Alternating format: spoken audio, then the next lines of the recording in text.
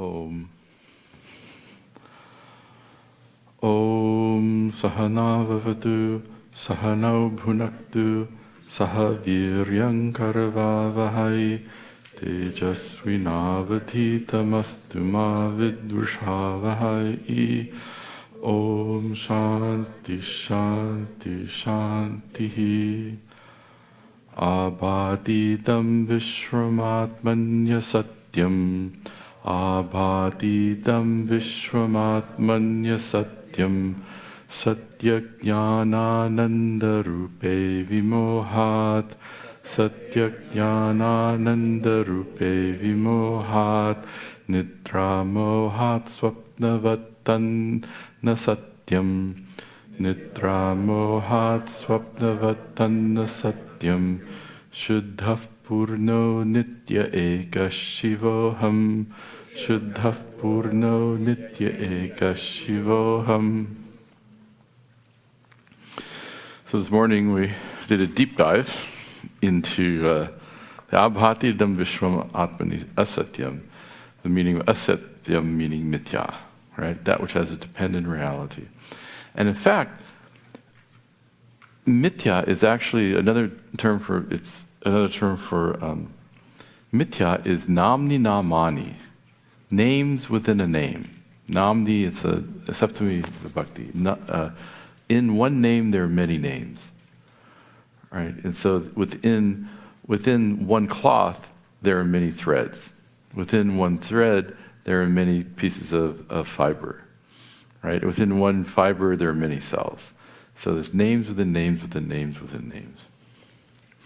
Anyway, so moving forward, it says, so abhati idam vishwam atmani asatyam. Idam vishwam, this universe, abhati, shines. This universe which is asatyam, which is mithya, which has a dubious reality, shines in the atma, in the self. Satya jnana ananda rupe vimohat. So continuing with this, vimohat means due to confusion, due to error, it appears as though to be real. And it appears in atmani, in the self, which is of the nature of satyam jnanam ananda rupa, whose rupa, swarupa here, means that whose true nature is satya jnana ananta. So there's two parallel phrases that are used, sometimes interchangeably, but remember I told you Atma and Brahman are actually synonyms depending on how you arrive at the reality. Just like you can say the reality of the water, the reality of the wave is water, and the reality of the ocean is water. Sometimes I say water. Sometimes I say the California version and say water. And sometimes I say it with a Cockney accent, water. You never know. But those are the same words we use, right? Agua and jala. But we use two different words, Atma and Brahman, depending on where our starting point of analysis is. And Atma is the self, is presented as Sat Chit Ananda, and Brahman from the Taittiriya Upanishad, Satyam Jnanam Anantam Brahma. And so Brahman and Atma have similar definitions. For Sat, Atma is called Sat, existent, and in the Taittiriya Upanishad it's called Satya, truth. Because real. Because anything we say is real, once we remove the incidental parts of it, we come up with Sat, with pure existence. And so to Atma is Chit, Chaitanya, awareness. And Brahman, the corollary word, is Jnanam. Because the truth of every piece of knowledge is awareness. You can't have a piece of knowledge without awareness. Once you remove the incidental from a piece of knowledge, all that's left is awareness, because a thought form is nothing but awareness plus a thought form superimposed upon it. Like when I see the chair, the mind takes on the form of a chair through the wonders of ocular biology, or whatever's going on there, right? And so the mind takes on the form of the chair, and what's present in every thought is just a thought form plus awareness. And the thought forms change, like quicksilver, luckily, or else we'd all be stuck on the same channel. But the thoughts change, but the awareness is stable. And the reality of every thought is just awareness plus a particular form. All right? So that's why we can call jnanam Chaitanya. That's why we can call knowledge awareness, because what is present in every piece of knowledge is awareness plus some information, right? Plus some data. But then there's, so Sat-Chit equals Satyam Jnanam. The word that is used regarding Atma is Ananda, and the word that is used, the third word regarding Brahman, is Ananta. So this word Ananta, this word Ananta means that which has no limit. Na asti antaha yasya, right? It's a Nanj Bahuvrihi Samasa. It is that which has no limit. And so it removes the limiting ideas of jnanam and satyam. Where we say something exists, we think that existence, like we were talking about this morning, is an attribute of the thing. But once we dig into it, we end up with limitless awareness, limitless existence. Ananda is often improperly, problematically translated as bliss. And Pujya Swamiji was very clear about this. The problem of translating Ananda as bliss is that bliss is a transient experience. And I am no closer to Atma in a blissful experience than I am in a dukkha vritti. Because a blissful experience comes and goes. A dukkha vritti, a sad thought, comes and goes, right? And so Atma is not transient. The mind is stateful. Atma is stateless. And so someone may have an ecstatic mystical experience, and it feels good. These deep samadhi experiences, very peripherally, Shankaracharya talks about samadhi yoga, and what he means is potentially yoga, and it is useful. These practices are useful. In fact, I have to tell you, I practice every asana that is present in the Yoga Sutra every day. Every asana, Yoga Sutras by Patanjali, I practice every day. I practice every asana. You know what that is? Sthira Sukhamasana. There's only one sutra in all of Patanjali Yoga Sutras, and it says, your posture should be comfortable and steady. I sit comfortably and steady all the time. Anyway, but many people think I need to go into deep nirvikalpa samadhi and somehow Atma will shine. Deep absorbed meditative experiences are wonderful, but they're not going to enlighten you. And so that's a problem of translating Ananda as bliss. It's more properly, Ananta works better there. But still we use the word Ananda because that reveals the prayojana, the value proposition of moksha. Right? Sat and Chit. Okay, so somebody said, oh, Vedanta's so dry, who cares about existence and awareness? Well, the knowledge of who you really are relieves you from suffering, but the value add, right? The difference between recognizing yourself as Sat Chit Ananda Atma and just being a philosopher is there's a value proposition which is freedom from sorrow. So Atma is Ananda Swarupa, its very nature of fullness, wholeness, and that expresses itself easily in a happy mind. Right? When you have a moment of cheerfulness or you feel love, you feel open, you feel generous, that's a dynamic expression of your swarupa, of your true nature. And when you feel greedy and small and selfish and jealous, your heart is constricted. And like I said before, that's unnatural. We want to get rid of those emotions because they don't match my swarupa. Right? They don't match my true nature. We want to get rid of them like we'd want to get rid of a pebble in a shoe. All right. So these are the two words. And he sort of, in this text, he sort of mixes them up. He uses Satyam Jnanam Ananda. And that's fine. Whoever wrote this can do what he wants. But that goes along with Atmani. So Atmani is an allocative, and so is Satya Jnana Ananda Rupe. And in the Atma, whose Swarupa, Rupa means Swarupa, is Satchidananda, or Satyam Jnanam Anantam Brahma. And it's due to moha that this is manifest. Vishwam Satyam Bahyam Vastu Maya Upakliptam. Make sure I'm in the same.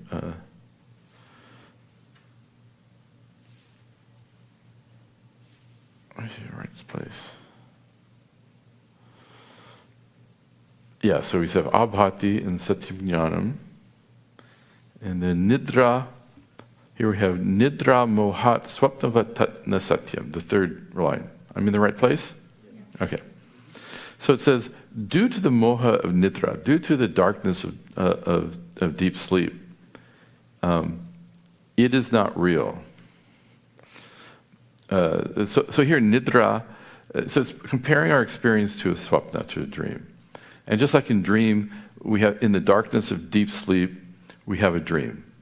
And so due to the nidra moha, and you can take this as ajnanam, as avidya, due to the darkness of avidya, something appears real which is not real, right? Tanna satyam, but it is not satyam, it is not true.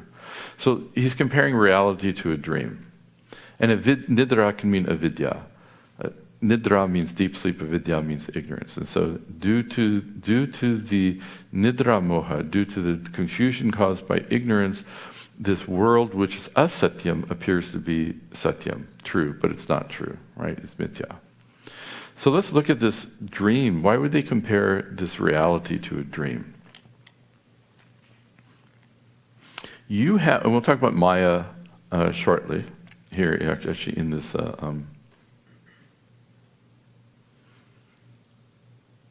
in the next verse.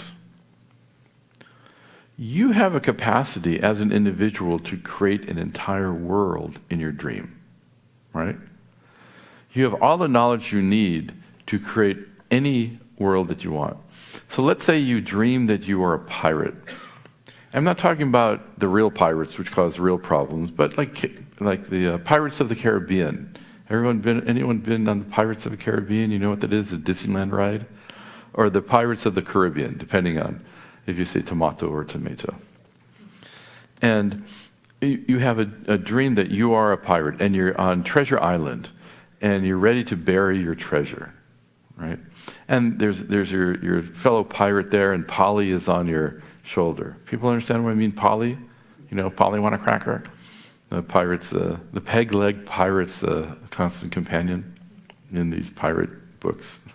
If you've ever read Treasure Island, etc. And it all seems very real. Within the dream, it seems real. And there are what's called the triputi, this triad of jnata, jnanam, and jnayam. Jnata means a knower, jnanam means knowledge, and jnaya means what is to be known. And it's called a triputi. We have this in the waking state, right? I am a knower, I have knowledge, and I have knowledge of an object which is jnayam, as something to be known. And we have the same dynamic in sleep. And so through my own maya shakti, through my own vikshepa shakti, through my own capacity, I can create an entire world. Some people come to me and ask, Swamiji, how do I get rid of all vasanas? In some teachings, that's very prominent. I studied with Swamiji here. I had 2 or 3, 4 classes a day with him here for 3 years. I studied with him for over a year in India. Not once did he use the word vasana. And so I searched the entire Shankara Bhashya to see if he uses the word. And he uses the word vasana maybe 6 times, maybe 10 times. And most of the time, it's in relation to dream. Because he says your vasanas, the impressions from your daily life manifest in various forms in dream. That's the emphasis that Shankaracharya puts on the word vasana. And so based on our previous experience, we reconstruct the world based on our dreams. Based on our previous experience. Now, in this world, I also incarnate into the dream as a pirate. Right? I may not look the same, I may have a peg leg, right? And there are other sentient beings in this dream world, and there are insentient beings in this dream world. The insentient dreams, right, the rocks and the ground, don't express awarefulness, just like here. The sentient beings, my compatriot, my fellow pirate, and Polly on my shoulder, are sentient beings, and they express awarefulness, as do I, the pirate who's incarnated into this dream. And what is the reality of the dream? When I say the treasure is, the existence that the treasure and the trees and the rocks enjoy in that dream, that is really the existence of the dreamer, right? The existence that my friend, that my fellow pirate enjoys, his existence is really the existence of the dreamer. My existence as the incarnated jiva pirate, my existence is the existence of the dreamer. The dreamer lends existence to the entire creation, whereby I can look at anything in the dream world and say, it exists, it exists, it exists. You exist, you exist, you exist. This world exists, right? The awarefulness that the dream characters express is the awareness of the dreamer. Polly Polly wants a cracker, and she's there on my shoulder, and she's an awareful being in the dream world, and is a awareful being, and my fellow pirate is an awareful being, and I, as an incarnated jiva in this dream world, am an awareful being, and the awareness which is expressed, which is manifest in the dream, is really the dreamer's awareness. The entire creation is nama-rupa superimposed upon the dreamer, right? The dream world and all the characters, whether they be active and sentient or insentient, jada or chaitana, are all totally dependent upon the dream, upon the dreamer, right? You can't have the dream without the dreamer. And so everything that's known in the dream and the existence of the objects in the dream are not separate from the dreamer. So that means the dreamer is both immanent and transcendent, right? It's immanent because there's nowhere you can look where the dreamer is not, because everything is just a manifestation of the dreamer's knowledge, just like everything here is a manifestation of Ishvara's knowledge. And just like here, all the existence we attribute to everything is really Ishvara's existence or Brahman's existence, and so to the awareness, right? But the dreamer is present everywhere but transcends everything, right? It's immanent and transcendent, just like the shirt. The cloth is immanent, not eminent. Eminent means something different. Immanent means pervasive. So just like the cloth is pervasive to the shirt, the dreamer is pervasive to the dream world, and you as Atma, existence, are pervasive to this creation as existence. Notice that awareness doesn't manifest everywhere. In the dream, some things are jada, inert, and some things are chaitana, are awareful, right? The shirt transcends, the cloth transcends the shirt, in the sense that there's nothing inherently shirty about cloth, right? The shirt has no inherent shirtiness about it. So it transcends, and it's present before, in the presence, and after the shirt comes and goes. And so the dreamer transcends the dream experience, and yet is immanent, is absolutely, it is the adhisthana of the dream. Adhisthana means the basis, right? The unhidden substratum, just like the cloth is the unhidden substratum of the shirt. The dreamer is the unhidden substratum, and just as the cloth is that which gives being, reality to the shirt, the dreamer is that which gives being and reality to the dream. And that's our situation here. And so the dreamer can say, once you as a dreamer, if you recognize this, and that an enlightened dreamer would say, all of this abides in me. There's nothing here that's not me. An jnani can be, has anybody had a lucid dream? Do you know what lucid dreaming is?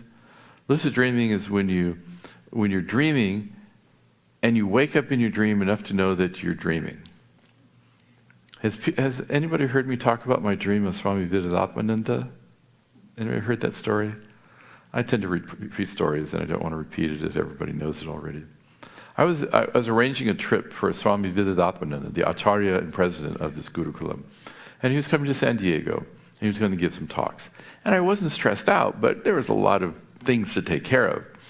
And so one night I had a dream that we'd arranged this nice auditorium for him to speak in, and we tested the microphones. We got it all. Everything was well arranged. But I had the dream that I arrived at the venue, and it was this old funky coffee shop. And there were no chairs. There are these old old couches, which have, probably were one time were at the Salvation Army, were rescued from the Salvation Army. And there were coffee tables.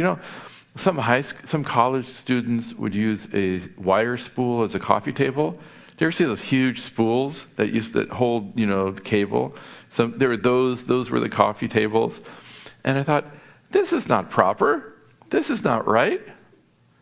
And then Swami Advayatmananda, there were like 4 or 5 people, and Swami Advayatmananda walked in, and he was in an orange 3-piece suit with a vest and a coat, and he was wearing a hat. What are those hats that Clark Kent used to wear? I forget what kind of hat it was. Old hats you'd see in Clark Gable in or movies in the... What's the hat that I'm thinking of? Fedora? Yeah, fedora, I think is what it is. Anyway, and he looked dashing, I have to say. He cuts a fine figure in a 3-piece suit, and it was this bright orange. And I thought, there's something odd about this. Maybe I'm dreaming. And so the 3 ways to tell if you're dreaming, one way is to try to read something. Because if you've ever tried to read in a dream, it's nearly impossible. Another way to tell is to turn on a light switch. Because apparently when you turn on a light switch in a dream, it almost never works. And the third way is to jump in the air. And if you remain hovering, you know you're in a dream. So that's what I did. I jumped up in the air, and I remained hovering. And I said, wow, this is just all a dream. My worries went away. But if I had really the aha moment, sarvam kalvidam brahma, I am atma brahma, if I had my wits about me, I would have been able to know all of this is me, right? All of this is me. So jnani is almost like lucid waking.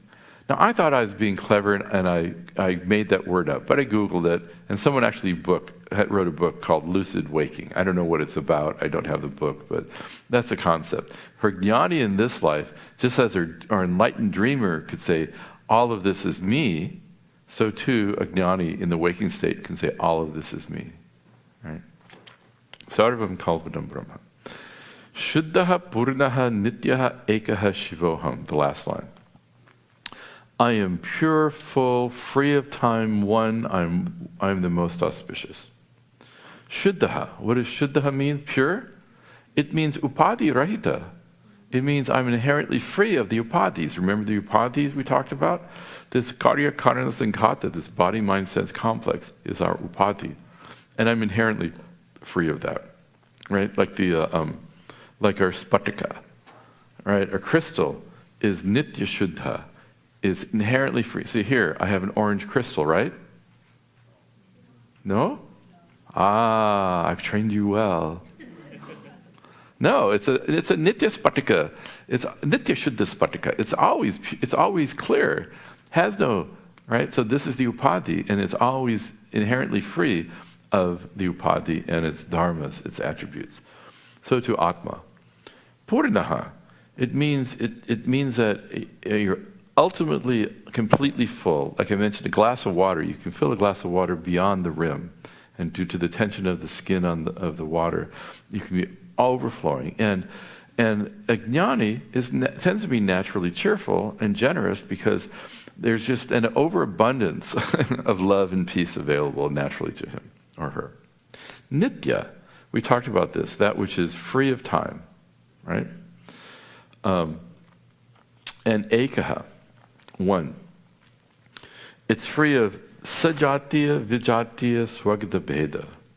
So if you have a singular entity, an ekam advitiya entity, a one vastu which is a singular ekam and advitiyam non-dual, it's free of any sort of division. And we talk about three types of division. Like for example in a forest, we say a forest enjoys sajatiya bheda.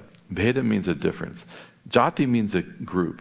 Sajatiya bheda means there's a multiplicity of identical things. So in a redwood forest, I used to live in a redwood forest. In a redwood forest, there are multiple instantiations of redwood trees, multiple instances of redwood trees. And so within the forest, there's duality and difference because even though there's one type of tree, there's many of them. This is called sajatiya. Those instances that belong to the same jati, the same group. There's vijatiya bheda in a forest. Vijatiya means there are things that are other than redwood trees. There's rivers and rocks and things, right? And within the tree itself, there's swagata bheda. There's differences within the tree because the tree has wood, it has bark, it has needles, it has roots, right? So there's internal division. Atma is free of all of these. Sajatiya bheda, there are no two Atmas. There's only one Atma. Vijatiya bheda, there's nothing here but Atma because everything else is just mithya nama rupa. And there's no swagata bheda because you can't divide Atma because Atma is awareness and existence and those are indivisible. So that's why he says ekaha here.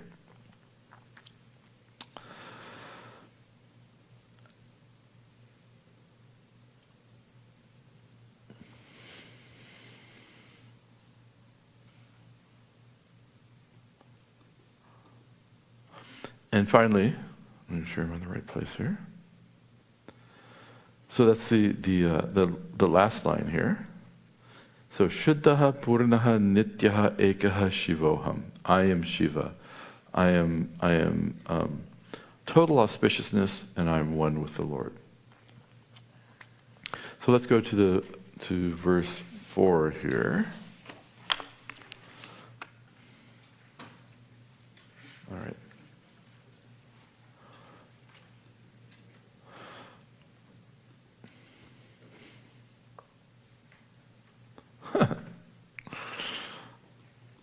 Oh, there we go. This iPad is having a bit of trouble here. Let me try this. Matto jnanat kinchidatrasti vishvam. Matto jnanat kinchidatrasti vishvam. Satyam bahyam vastu mayopakliptam. Satyam bahyam vastu mayopakliptam.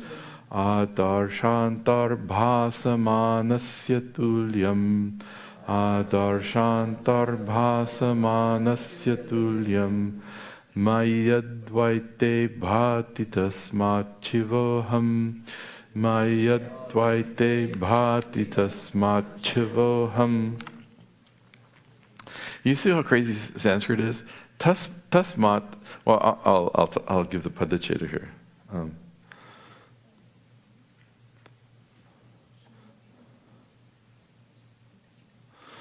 Mataha na anyat kinchit atra asti vishwam satyam bahyam vastu maya upakliptam. So you see in the Devanagari, if you know Devanagari, the funny lakara underneath, or in the transliteration, there's a L with a dot underneath it. That's a vowel L, and it's pronounced lr. And it occurs very infrequently in Sanskrit, but it kind of leads to a tongue twister. Upakliptam. It's kind of like you start with a lakara, an L, and you go into a r, like a r, lr. Upakliptam. Adarsha antar Bhasamanasya, a samasa with 3 words, tulyam mai advaite bhati tasmat shivaha aham. So this is a vision of a jnani. This is not a beginning, a newbie's vision. So this is sort of postgraduate work here. Not technically, but in terms of the absoluteness and the profundity of the vision. So you're all sitting in on on that. It's not, sometimes the postgraduate study, so to speak, in this is very technical. There's a lot of Sanskrit, a lot of nyaya, a lot of logic and stuff. But this is one of all of these really are an expression of a jnani's vision. So it may not all be apparent immediately. And so the question is, how is it that this one non-dual attribute-free reality, this one sadvastu, Brahman, appears as all this diversity? We say duality, but there's an endless multiplicity. I see a lot of different things. Swamiji, what accounts for the fact that we see all these different things when the Shastra is telling us there's only one thing of substance here, right? And so he will give a mirror example here, an illustration. The first line is, Mataha na anyat kinchit atra asti. Atra, here, asti, there is, na, not, kinchit, anything, anyat, other, mattaha, than me. So if you're following the Sanskrit, you see we have to restructure the word order for it to make sense. There is nothing other than I exist here.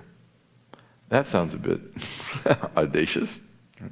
But like in the dream, right? In the dream example. So he says, Vishwam satyam bahyam vastu maya upakliptam. This Vishwam, this world, this Bahya Vishwam, this external world, bhati, you have to borrow the word bhati, or bring in the word here. At the end it says bhati, at the last pada there. This world appears as real and diverse and external due to the Maya Upaklipta. This world is Maya Upaklipta. This Maya is created, produced, or formed by Maya. Now, I'm going to always give the bad translations first. It's a bad habit. Like I said, illusion is sometimes the word that's used, but illusion is a reality word, and we've already looked at the realities. The proper reality word is mithya. It's not tucham, it's not completely unreal like a square or circle, and it's not satyam, it's not absolutely real because it wouldn't change and go away. So its reality is mithya. And Maya is something completely different. Maya is actually Ishwara's upadhi. So remember, this is, you can think of this pot, we looked at the cloth as an upadhi, we also looked at this gata, as pot as an upadhi, right? It's that which as though contains the space, but really doesn't contain the space, right? This karya karana sankata, this body mind sense complex, my costuming, right, that I'm wearing a costume. I'm costumed as Swami Advayatmananda right now, and you're costume as whoever you are, right? This is what makes the limitless Atma appear as a limited individual. Right? And once I recognize this upadhi is not inherently me, I recognize that it does not contain me. Just like the pot does not contain the space, the pot contains within the space here is only 16 ounces from the perspective of the upadhi. From the perspective of space, it's limitless. The upadhi doesn't constrain, doesn't delimit space. And so this upadhi does not contain or delimit or define Atma. So this is individual's upadhi, jiva upadhi. Ishvara's upadhi is Maya. And Maya is that which makes Brahman, which is attributes, Nirguna Brahman, into Sadguna Brahman. Sadguna Brahman means Brahman with gunas, with qualities. And Maya is Trigunatmaka. It has three gunas, it has three qualities. And so this entire creation comes from Ishvara, meaning it comes from this as though combination, we'll look at this, of Maya plus Brahman. Maya plus Brahman is Ishvara. That's the starting point. We need clarification. But we talk about three different causes for the world. Ishvara is the cause of the world, right? We could say Brahman is the cause of the world, right? Brahman is just existence itself, let's say. Existence, awareness, limitlessness. It's technically the Vivarta Upadana Karana, the material cause of the world. Like it's a material cause of the world that undergoes no change. Like you could say the rope is the material cause of the snake. The material of the snake is nothing but the rope. The shape of the rope is the shape of the snake is the shape of the rope. The texture of the snake is inherited from the texture of the rope. What change does a rope have to undergo to become the snake? Absolutely no change. The rope doesn't become a snake. From the perspective of the rope, it says, what snake are you talking about, silly man? Right? There's no change. So this is called the Vivarta Upadana Karana. This is Brahman. This is the unchanging reality that is the reality of this world. But then we see a variety of things. What accounts for that? Maya. And Maya is what makes Brahman Ishvara. And so there's two types of causes. We'll talk about a third one. The nimitta karana, the intelligent cause. Like for a pot, the material cause is the clay. The intelligent cause or instrumental cause is the ghatakara, the kumbhakara, the pot maker. Most religions present God as the nimitta karana, the intelligent cause of the creation. And we accept that, right? And we anthropomorphize this a bit and we say, this is Ishvara, right? We worship Ishvara, the intelligent cause of the creation. He has all the knowledge to create the creation. And all that intelligence is built into Maya, right? And so Maya is also a cause of the creation, but it's the parinami upadana karana. It's the material cause that undergoes change. Brahman undergoes no change. But you could say milk is the cause of curd or yogurt. Milk has undergone change to become curd. It's undergone what's called parinama, transformation. No one that I know puts yogurt in their coffee. It's completely changed. But the material cause of yogurt is milk.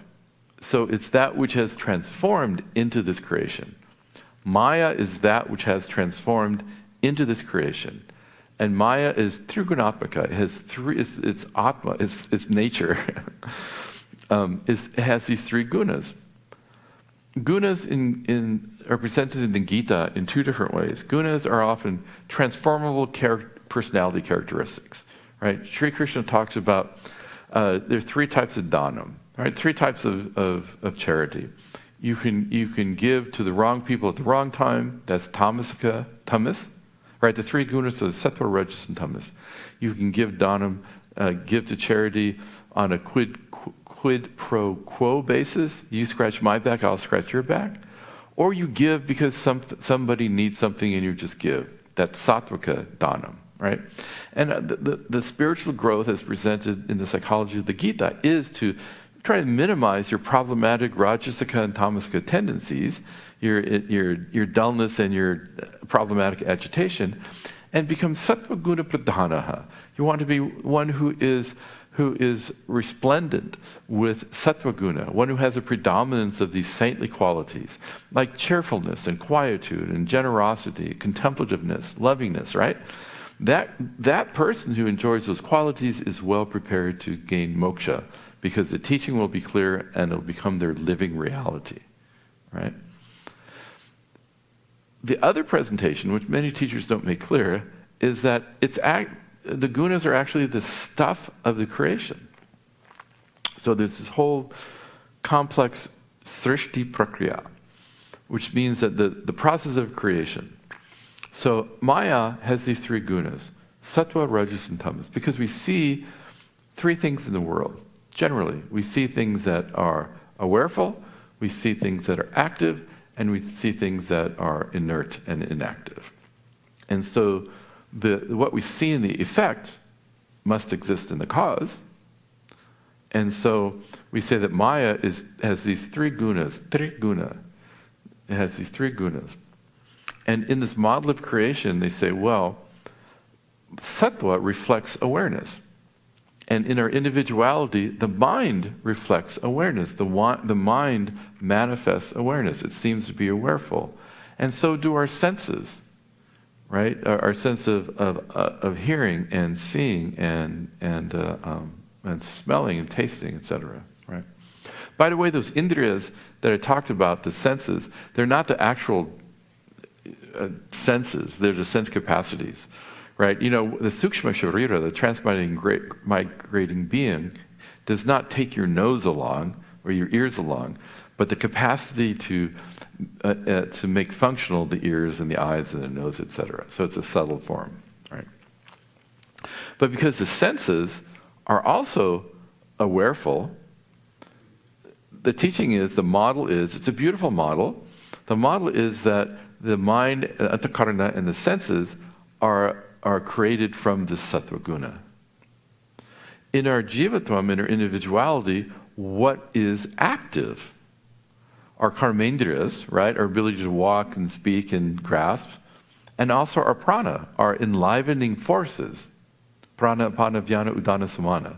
All of those are active forces. And so they say that rajas of Maya is made of the subtle amsha, the subtle aspect of rajas, because rajas is responsible for activity. The physical earth is inert. It's neither really active or sentient. And tamas is that which is responsible for inert things. And there's this whole complex process of pancha-Ratnam where the subtle elements become the gross elements, etc. It's a whole different conversation. And so Maya has, given these gunas, has transformed into this world.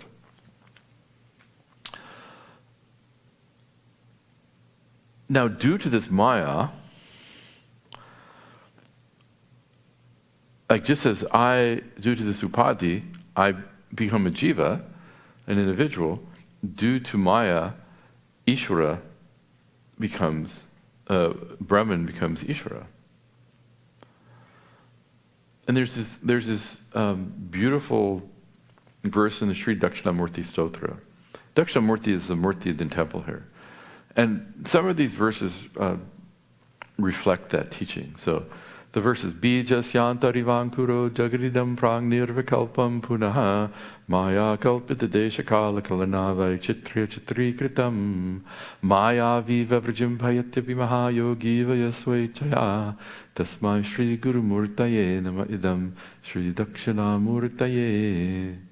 The key concepts I want to pull from that, it says Maya is that which is that which compared to a seed. So in pralaya, the cosmological model, the cosmos, is a pulsating universe. Who knows? Maybe the most recent Big Bang was one expansion of the universe, and then it contracts, and there's huge time frames. It expands and contracts, and during the time of pralaya, poetically expressed as when Brahmaji goes to sleep, everything goes into unmanifest state. Like the seed, like when we go into deep sleep, the jiva goes into an unmanifest state. And yet, in that unmanifest state, all the potentiality to re-manifest this jiva is present. All the algorithms or the DNA that's necessary to make me an active individual again is present in deep sleep. It's just all been resolved into technically the karana sharira. Don't worry too much about that. And so to the entire creation goes into seed state. And the seed state contains the algorithms and the DNA to re-manifest the entire creation. So we have this sort of pulsating universe is how this is presented here. And it presents Ishvara as a Mayavi, Maya Viva, and he creates it out of himself. Ishvara creates this entire creation out of himself, like a magician. Maya literally means magic. And and Mayavi is a magician. And so like a magician, he'll create all of this out of his own self. Like, imagine a 6-year-old going to a magic show. And he sees the magician put this woman in a sequin suit into a box and starts cutting him in half. And the 6-year-old hides behind mom and says, "Mommy, Mommy, why is that man with the funny hat cutting that lady in half?" Right? And he's scared. Right? Magic. This magic is scary. Right? Look at Kali. Kali Ma is a scary representation of the fierceness, or Shiva's Tandava dance. You know, there's some bhayam to be had there. There's some horrific things that are terrific, right? Terrible, terrifying. But then the lady comes back together, and he says, "Oh, it's just magic." And now he wants to come back for the second sitting, for the second show, because he doesn't know how the magic is done, but he knows it's magic, and he revels in it. He enjoys it, right? We don't know how Ishvara's magic is done, really. He is the Mayavi that creates this entire creation out of himself. If we take it to be real, then there's Mahabhayam, there's great fear. If we know that Bhagavan is a trickster, we enjoy the show. Right? When you go to a movie and you see an underwater scene, you're not afraid that you're going to get wet, because you know it's just a projection on a screen. You can enjoy the show. You can enjoy the life that Bhagavan gives you when you know that he is the Mayavi, manifesting this entire creation. And so, there's another, some people are technical here. Another word for Ishvara is Saguna Brahman with these attributes. Another name for it is Sopadika Brahman. Sopadika means that which has no padi. So the padi of Maya, of Ishvara, is Maya. And Brahman, just pure Shuddha Brahman, is Nirguna Brahman, or Nirupadika Brahman, if anybody cares about that terminology. So this Maya explains the appearance of this multiplicity. There's this, I taught this text a few days ago, Maya Panchakam. Few people teach the text because it presents Maya in a different way. But the last line, all Swamis seem to quote, Agadita Gatana Patiyasi Maya. It's just fun to say because of all the takaras. You have to, like pot. You have to put the bottom of your tongue at the tip of the mouth, pot. I always loved when Puja Swamiji popped his karas like that, right? Agadita Gatana Patiyasi Maya. Maya is she who Maya is a feminine term, because Maya is Shakti, right? Shiva is the one who's sitting, represents Brahman, when you see them as a pair, and Parvati, Shakti, is the agent, right? Shiva is the one watching the football game, the playoffs, the soccer games, and Shakti is the one in the kitchen doing all the dishes. Maya is the active creative principle, and Brahman is the one who is absolutely motionless. And so it is she who makes the impossible possible. It's impossible for the rope to turn into a snake. It's impossible for the 10th man who's ever present to be lost. It's impossible for the limitless Atma to become limited by the jiva. It's impossible for the crystal to become red. It's impossible for space to be captured by the pot. Okay, Swamiji, we get it. And yet we experience it, right? Amazing. So the question is, so now again we have this duality. We have Maya plus Ishvara. Maya plus Brahman. Do Brahman and Maya enjoy the same reality?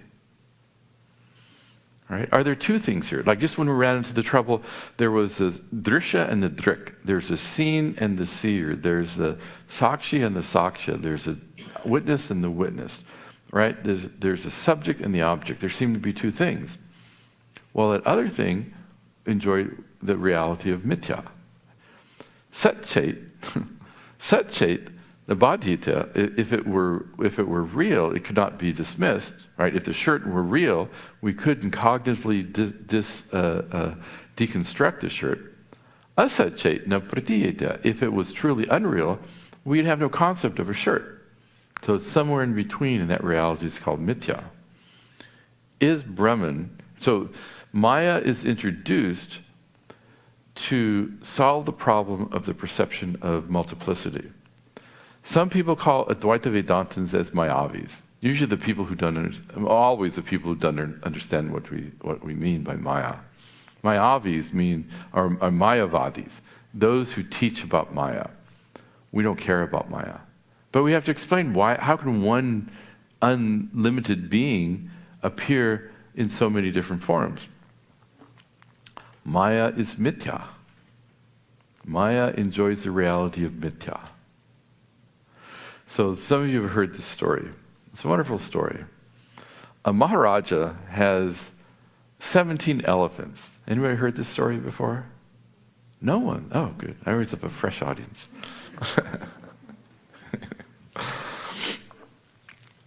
A Maharaja has 17 elephants, and he has 3 sons. And he wants to give his elephants away to his sons. Curiously, he wants to give half of his elephants to one son, a third of his elephants to another son, and a ninth of his elephants to another son. But there's a problem. He wants to give half of his 17 elephants to one son. Half of 17 is 18 and a half. So, 8 and a half. So, how is he going to cut up that elephant? Is he going to come sideways? Which axis is he going to chop that? Is he going to chop him in half like the magician tried to chop the woman in the sequin suit in half? Maybe he'll just cut off the legs and give one of them the legs and one of them the body. It's a problematic situation. And 1/3 of 17, 1/9 of 17, you can do the math. Don't bother. I see some people writing, oh, that's a 5.7, this is 1.9. Anyway. So he had a problem. And his minister, of course, there's always some sakshi, there's always some wise person watching on. That's no snake, that's a rope. You are the 10th man. This wise minister comes in and says, I have an elephant. Because why not? Most of us have a spare elephant to give. So he gives the elephant to the Maharaja. He gives the elephant to the Maharaj. And now he has how many? He has 18. And so now to one son, half of 18 is 9. He gives 9 to one son. A third of 18 is 6, so he gives 6 elephants to another son. A ninth of 18 is 2. 9 plus 6 is 5, plus 2 is 17. The minister takes his elephant back and goes away. Maya is introduced to solve this problem. And then we dismiss it because it's just mithya. There's no Maya. What do you mean? It's magic.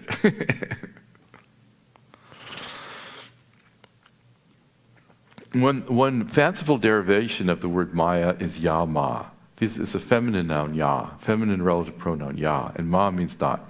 She who is not. In other words, she who is mithya, she who does not truly exist is Maya.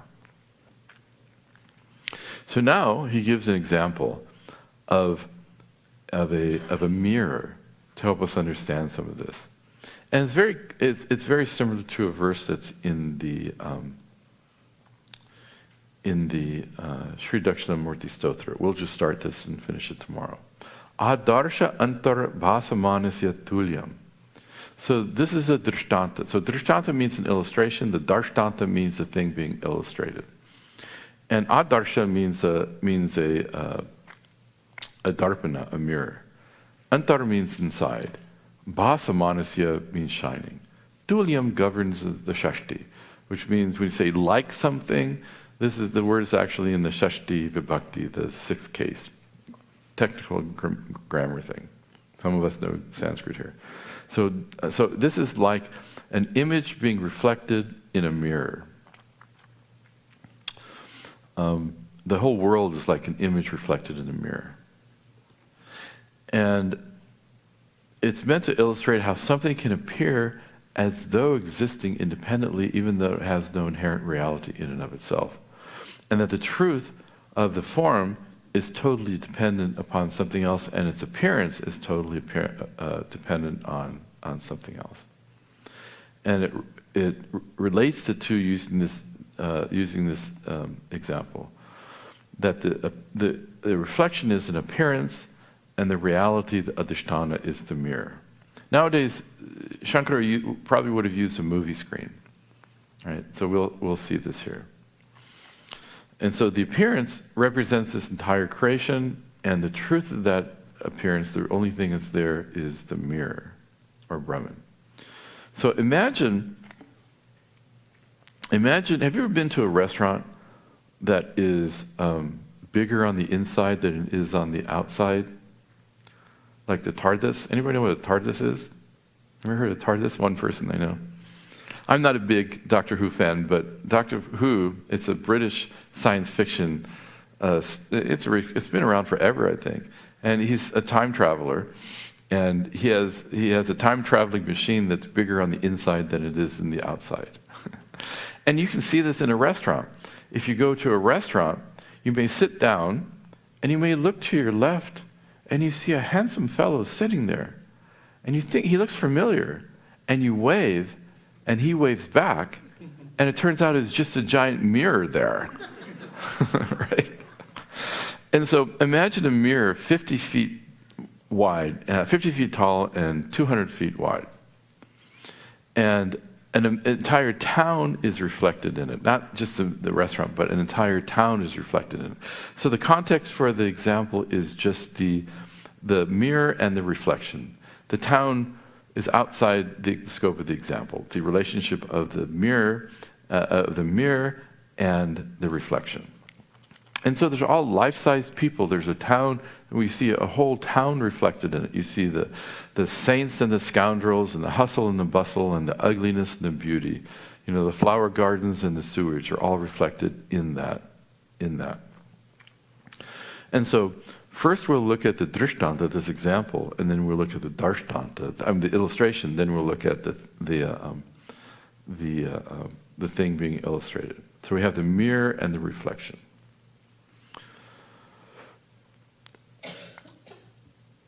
What is the nature of the reflected images? The reflected images in the mirror are fleeting.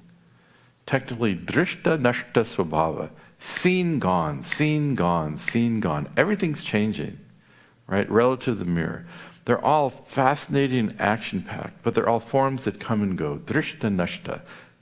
Seen, gone, seen, gone. What is the reality of the reflection in the mirror? The reality of the reflection, the city reflected in the mirror, is superimposed upon the mirror. It has no being, right? The cars and the people and the city have no inherent substantiality of their own, right? It is totally dependent upon the mirror for all of its satta and spurti, for all of its existence and its appearance. It's dependent upon the mirror for it because the mirror is the adhisthana. The reflections are adhisthana ananyat. That's another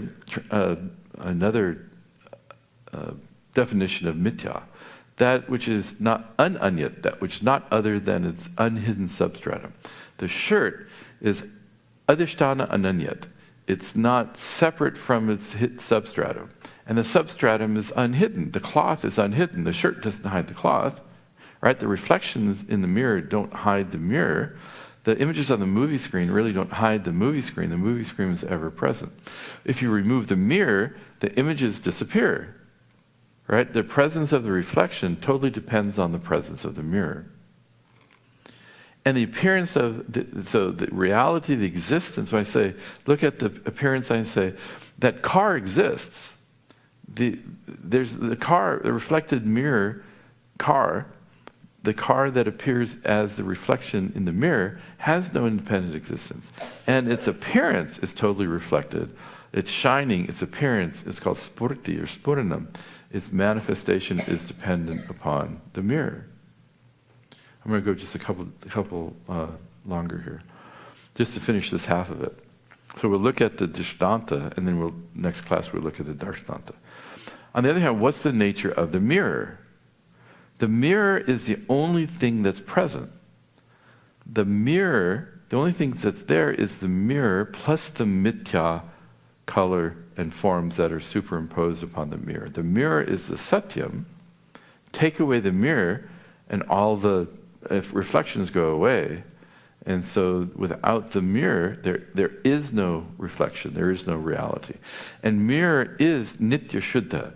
Notice that the nature of that which is reflected in the mirror does not sully the mirror, just like the nature of the cloth does not sully the spatika linga. You know, there's something called a honey bucket. Anyone know what a honey bucket is? It's a euphemism for a truck that comes and empties your septic tank. Right? If you live in the mountains, you know what it is. So let's say a honey bucket drives through, and there's a crash, and it explodes. Yuck.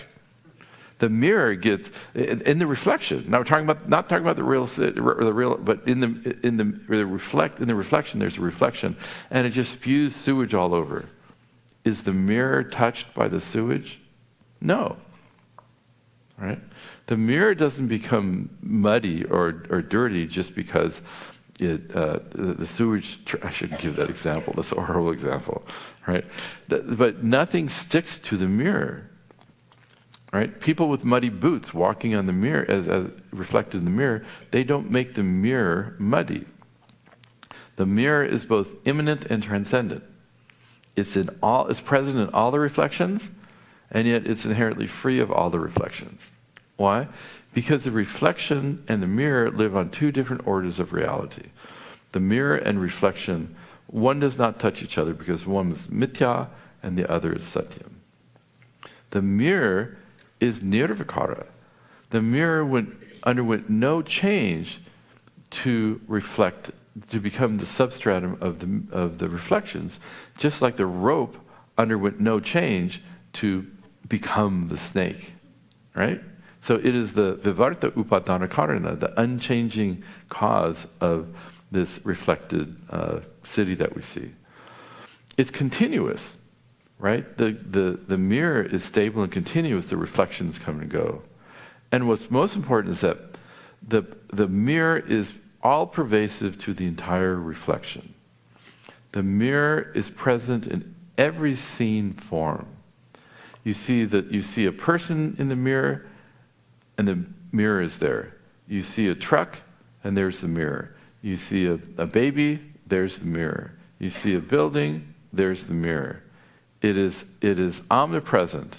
It is present all the time. And there is no place that you can see in the reflection where the mirror is not present. So it's both immanent and transcendent, because it's omnipresent and it is asanga. It is untouched by what it accommodates. Just like space is untouched by what it accommodates. Right? Space is untouched by the clouds that pass through it. Right? And what we'll see when the other shoe drops, this is this one shoe. We've looked at the relationship between the reflection and the mirror. It may be easy for people to understand, it may be challenging, but stick with me here. And so we've just looked at the Drishtanta, the example. And then tomorrow we'll finish this up with the other shoe dropping, the Darshtanta. How does this relate to, why are we talking about this? Because, spoiler alert, the entire world is like the reflection, and Brahman, or you, are like the mirror. So everything I said about the reflection, you can say the same thing about the world, and everything that I just said about the mirror, you'll be able to see in yourself, or in the reality, which is Brahman. So we'll finish this tomorrow. We have one more verse, and then we have the bonus verse, right? It's sort of like a baker's dozen.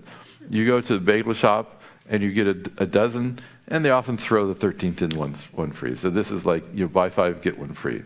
And so there are actually 5 verses, so we'll finish all this up tomorrow morning. Remember, this class concludes at 11. Starts at 11 a.m. And Swami Muktanandaji's class is in the first class in the morning, 9 o'clock. Om Purnamadah Purnamidam Purnat Purnamudachyate Purnasya Purnamadaya Purnameva Vashishyate Om Shanti Shanti Shanti Harihi Om Shri Gurubhyo Namaha Harihi Om. And again, this example is straight from the Sri Dakshinamurti Stotram. Vishwan Darpana Drishyamana Nagari Dulyan Nijantargatam. The entire world is like a city reflected in a mirror. This is straight from that beautiful, this example is straight from that beautiful text.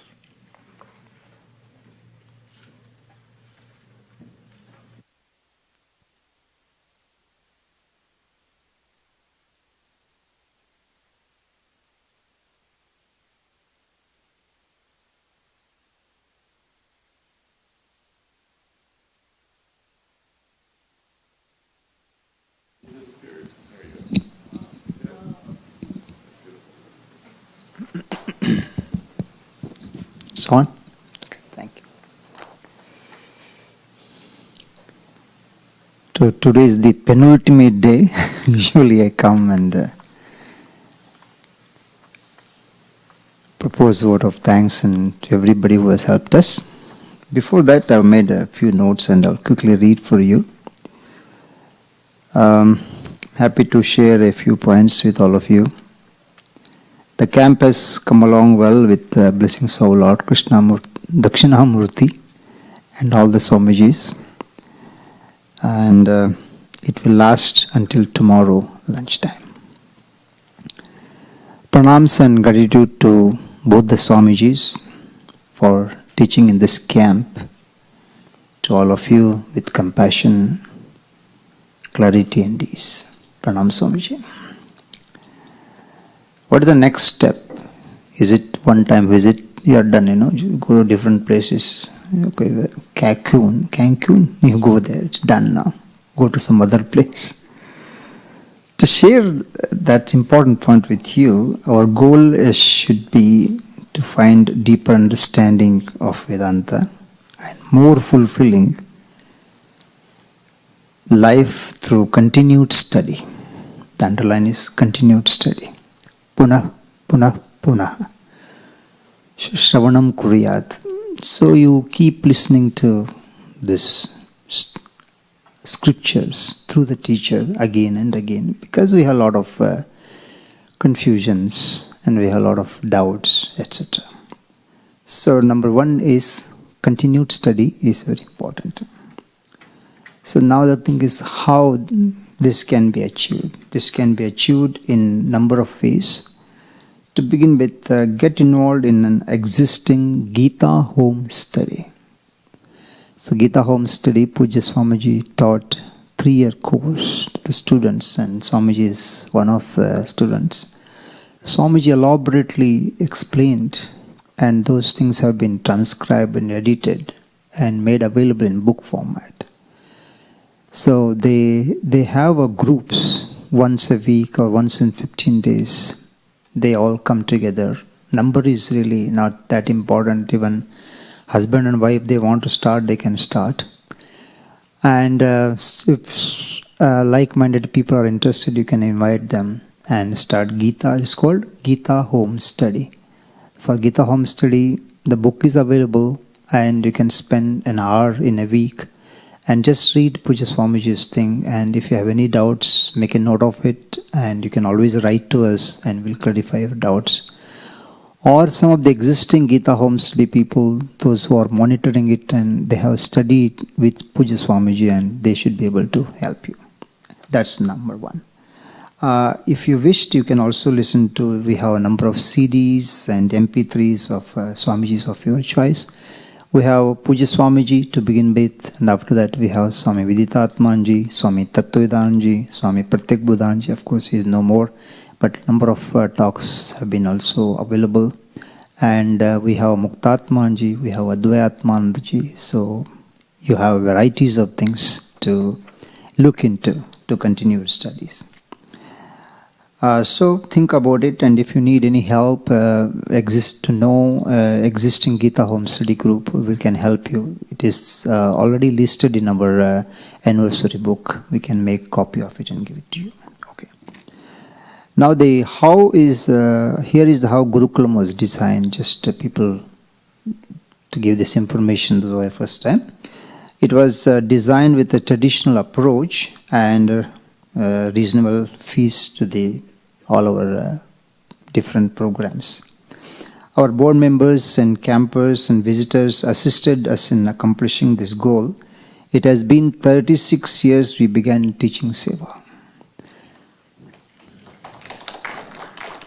So in August we celebrated 36th anniversary, and I welcome 2023 37th anniversary, all of you to come and join us sometime in August. I think it's 12th, maybe in 2023, third weekend. Okay, that's one part. As we move forward, we will continue to teach Vedanta and related sciences like Sanskritam and other subjects to adults and children with same enthusiasm and dedication. How is the Gurukulam run? It's not that we first get a lot of endowment and make sure that it runs for a few years. Puja Swamiji's concept was different. He says you start the work and money will come. Of course, it looks very weird, but that's how he started, and that's how we are here with this beautiful hall, thanks to our Piyush Bhai and Abantika Behan, those who came forward. And when Amita Patel and she contributed, and after that you can see that board donors, some people started contributing, and today we have this hall to enjoy all the talks. So Swamiji, how he wanted us to run, I'm just share with you briefly. Our board members are all our donors, especially patent donors. I will give you a quick review about the patent and make this possible. We'd appreciate your support in the future so that we can continue our good work. Okay. So what can you do to help the Gurukulam? To begin with, patent members donate 2,000 annually, or you can pay $167 per month.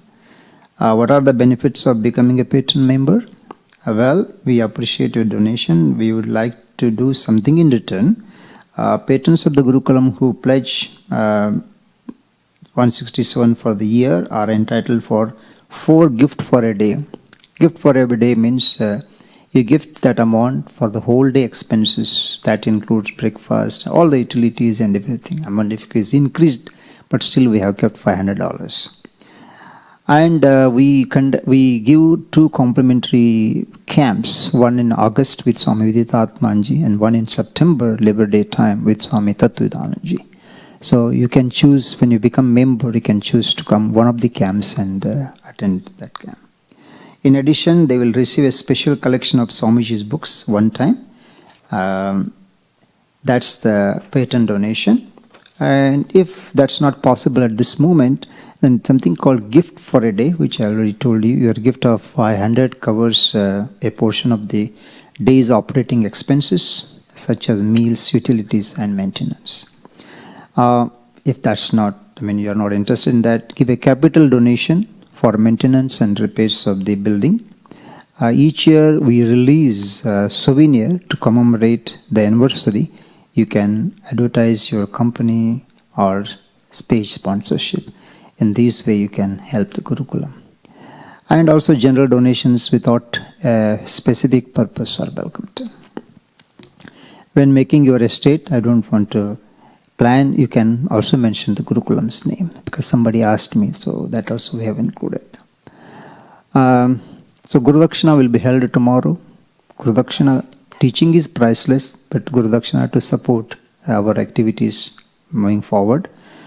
Tomorrow at lunchtime, and we have requested Swami Muktatmanji also to come and join. So you can come, and covers are there, write your name and etc., your email, and whatever you want to give it to Swamiji, and take a booklet in return. We can only run the camps because of your attendance. If you don't come, beautiful setup is there, we are there to work, but if you don't come, that's incomplete. So for attendance and commitment, therefore, we are immensely grateful for all of you for coming here to attend the camp and being one of us. Thank you. As usual, thanks to our wonderful staff for being there to make our camp successful. Special thanks to kitchen chefs Ram and Taraben for preparing delicious food with love and ease, and our thanks to all the volunteers, list is endless, who helped us in all different areas. And thanks to all our teachers who took children camp. Thanks to our Sanskritam teacher. Continue, spoken Sanskrit. She has, I'm sure she might have inspired all of you to explore more into what has been taught yesterday. So please look into that and continue your studies. Few upcoming events. On December 3rd, we celebrate Gita Jayanti. Happens to be on Saturday and weekend. And we chant the entire Bhagavad Gita on that, all the 18 chapters. It takes about 3 hours to complete. So Saturday, it's a holiday, and I'm letting you know this event ahead of time. So please note down this date and please join us on that day. And our year will be concluded with year-end retreat. We used to call Christmas retreat, but someone says, why can't you say Christmas? I told you it's a Christmas holiday, and Swami told, okay, call it a year-end retreat. So year-end retreat will be conducted by Swamini Swatna-Vidyananda, one of the Puja Swamiji's important teachers, and Swami Muktatmanji. Both will be conducting this camp for 1 week, starting from December 24th through 31st. And on 31st night, we welcome New Year 2023 with showing Aarti to Lord Dakshinamurti. And on January 1st, there will be Rudrabhishekam to Lord Dakshinamurti on January 1st, 2023. So everything is available on our website, but I am welcoming you in person. So please come for the camp. That is first priority. If you cannot make for the camp, try to come on 31st. Make sure that sometime accommodation is full, but 31st we don't know. So best thing is you register for the camp so your accommodation is assured. Okay, then we also offer meditation classes with Swami Advayatmananda, Zoom classes on 1st and 3rd Saturdays. And 1st and 3rd Sundays we are offering or conducting Bhagavad Gita classes, 1st and 3rd Sundays. Okay. And next would be housing announcement. Feel free to make suggestions regarding room cleaning, irregularities and repairs. So these are couple of months we get in January, February, March, and if you have seen something, don't worry about, bro, if I say so, what Shuddhatma will feel, I will not feel anything. In fact, whatever the cleanliness or neatness you see in the room, that feedback has come from all of you, and we would like to upgrade it again and again. So if you have seen something that needs some improvement, update, please let me know. And please help us clean the rooms before you check out, as we are short of workers. Don't spend time for that and miss the class. That's not my intention. But when sometimes people leave the room, that hurricane has entered their room. So that should not be you're all adults and responsible people. You will not do that. But I'm just requesting you. You can clean the room as much as possible before you strip the sheet and put in a pillow cover and keep it outside, so that at least 20% of the work of housing lady is reduced and they can start cleaning it. Of course, we don't have any event coming up that you have to vacate tomorrow. If you feel like that, I want to enjoy this environment for 1 more day or 2 more days, you are most welcome. But let Vimla know that you'll be continuing your stay here after the camp.